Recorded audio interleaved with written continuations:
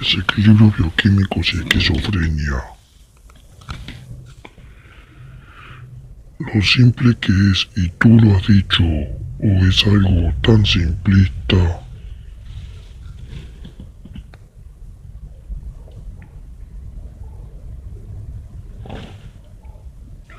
Podría traerte 50 médicos que lo creen.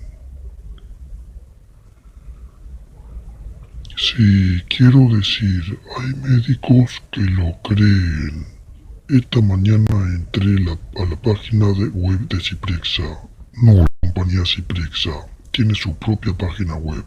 Y ahí estaba, la esquizofrenia es causada por un desequilibrio químico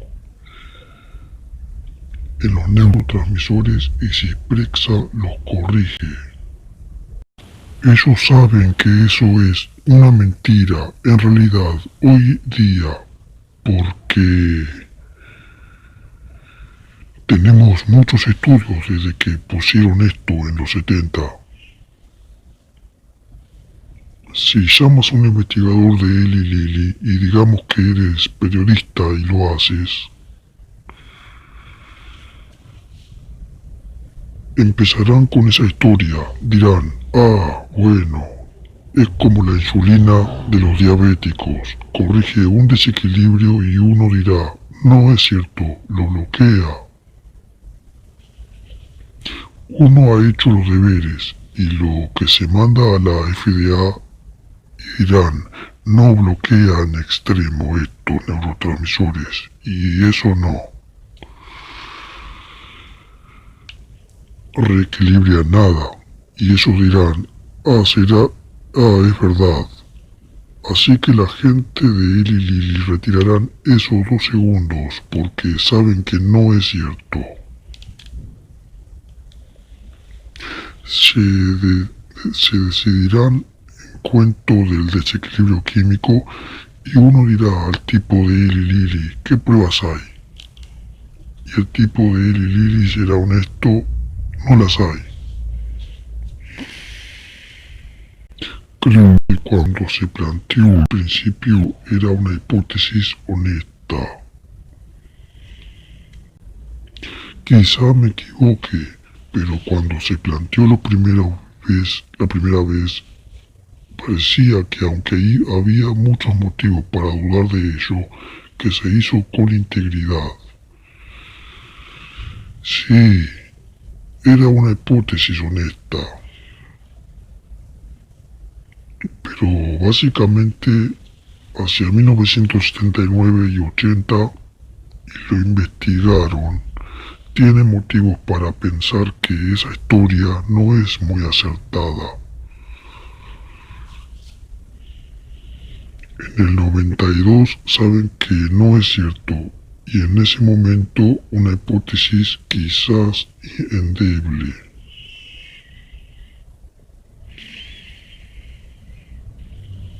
Se convierte en fraude porque saben que no es realmente cierto.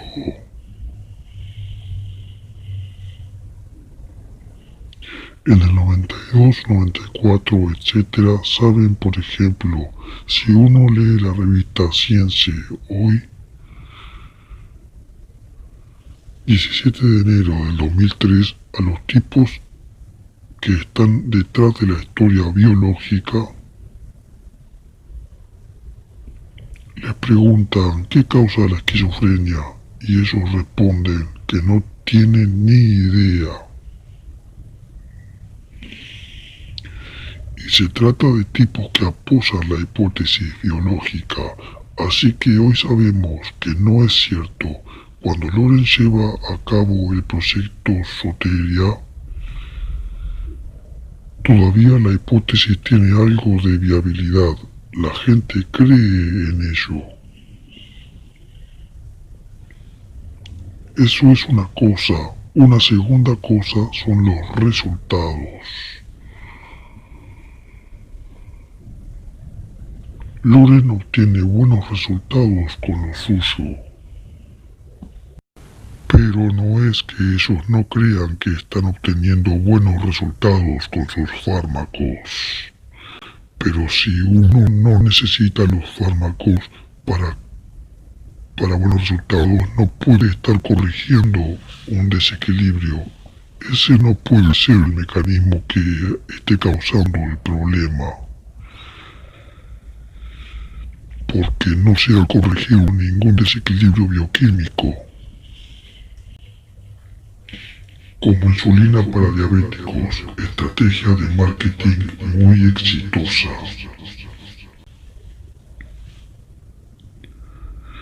La cuestión es que saben los investigadores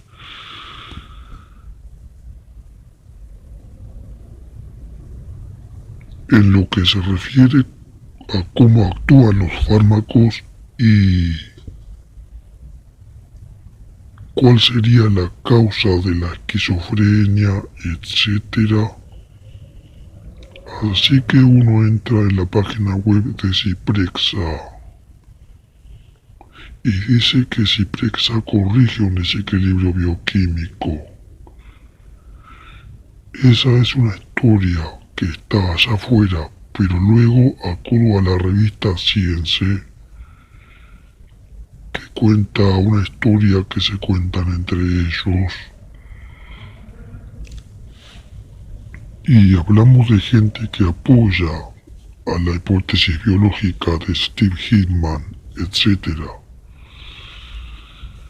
El periodista de Science pregunta ¿qué causa la esquizofrenia? Y ellos responden, no tenemos la menor idea, eso el 17 de enero del 2003. Así que creo que la cita exacta es, los mecanismos son totalmente desconocidos.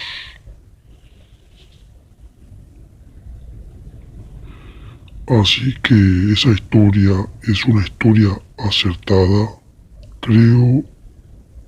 Así que esta descripción en la página web de Zyprexa es un tema de marketing. Las personas que llevan a cabo las investigaciones podrían de algún modo respaldar.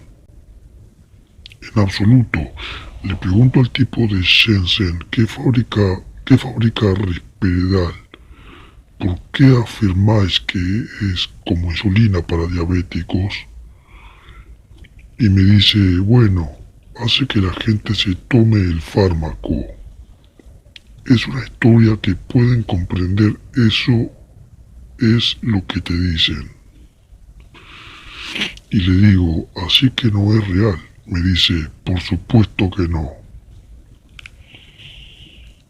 Sabemos que es mucho más complicado, etcétera, pero es una manera de conseguir que la gente se tome los fármacos. Es el tipo que fue importante en la investigación de Risperidal. En realidad era el jefe. Y me dice, no puedes usar eso. Empieza a gritarme y me dice, no puedes usar eso. Pero en ese momento de la entrevista dice, no es una historia simplista.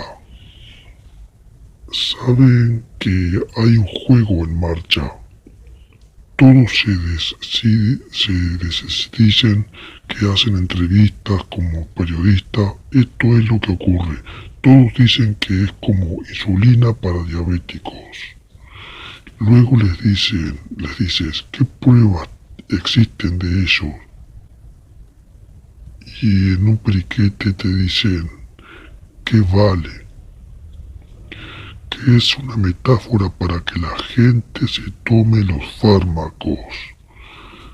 Eso ocurre siempre cuando uno hace este tipo de entrevistas. Pero este tipo que te dice que esto es bueno para que la gente se tome su medicación. Esta historia, este cuento de hadas que se han inventado, no siente que tenga ninguna obligación de contar la verdad. No porque creen que los fármacos son buenos o por lo menos son efectivos. Muy bien, llegamos a eso, pero ¿qué ocurre con las investigaciones de Loren que demuestran que sin fármacos tenemos mejores resultados? Y hoy siquiera hemos hablado de los efectos dañinos de los fármacos, que son muy graves. Sí, bueno, quiero decir, lo que ocurre es no es solo el estudio de Loren, ¿sí? En primer lugar, Loren lo repite, pero no es solo un estudio aislado. Los datos de la OMS también. Están los datos de la OMS. Hubo otros estudios en los 70, tú has mencionado uno, que empezó en el 69, el estudio de Rappaport, ¿de acuerdo? Esto es lo convincente de ello. Primero hay 3 estudios de este tipo que yo pude encontrar financiados por el NIMH en los 70, que cogían pacientes acabados de diagnosticar y los ponían en tratamiento farmacológico estándar o en un formato experimental de tratamiento. El proyecto Soteria era uno, también el de Rapport y el otro del que habló tu mujer la otra noche. El estudio de Will Carpenter. En esos 3 estudios, en cada caso, el índice de recaídas, que es la rehospitalización, como definimos recaída generalmente,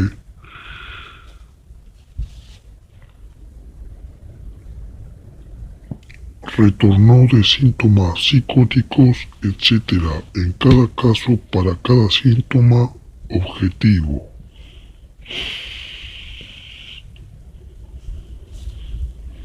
Así que estamos observando el síntoma objetivo, que se supone que los fármacos deben mejorar. El criterio más importante es lo que justifica la percepción de fármacos. En cada uno de esos 3 estudios, los índices de recaída eran superiores en el grupo tratado con fármacos. Así que no es solo el estudio de Loren al que no prestaron atención. Y nuevamente hablamos de síntomas objetivos. Ahora volvamos a los 60. El primer estudio de NIMH, que inició toda esta revolución, es un estudio con 9 hospitales. Creo que fue publicado en el 63. Tú conoces el estudio. A las 6 semanas dicen que los pacientes tratados con fármacos están mejor. ¿Quién pagó el estudio? El NIMH. En realidad tenemos 4 grupos. Tenemos 3 grupos tratados con neurolépticos y un grupo con placebo. Y al cabo de 6 semanas dicen que a los grupos tratados con fármacos les va mejor. Cualquiera que sea su variable de resultado, este es el momento en que los fármacos, en mi opinión, en el que hablan de los fármacos de un modo distinto, ya no son tranquilizantes. Incluso lo mencionan en el informe, son antiesquizofrénicos. Así que fármacos que fueron introducidos para retrasar los movimientos motores, en ese momento dicen que no son tranquilizantes, son antiesquizofrénicos.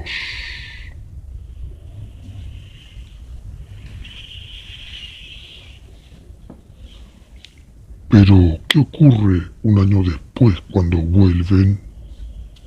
Los índices de recaída de hospitalización son más elevados en los grupos tratados con fármacos, así que eso también nos dice sobre el síntoma objetivo, que algo ocurre con los pacientes tratados con fármacos que está causando algún cambio biológico, que está aumentando su vulnerabilidad para recaer con el tiempo. Lo que estoy intentando añadir a esta conversación es que no es solo el estudio de Loren que debe ser ignorado. Hay un conjunto de pruebas, luego están las pruebas de la OMS, que se les añaden. ¿Quién es el tipo que reprodujo tu estudio en Suiza?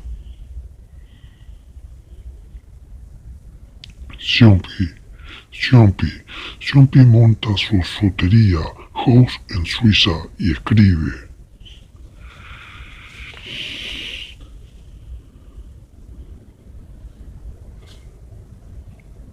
sorprendentemente, es decir, si tienen prejuicio todavía es a favor de los fármacos.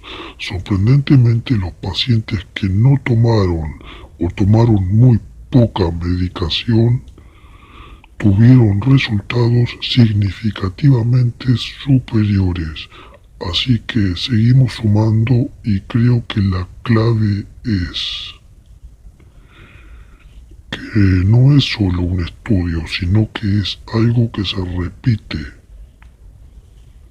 desde todos estos distintos ángulos. Luego debe plantearse por qué se ignora.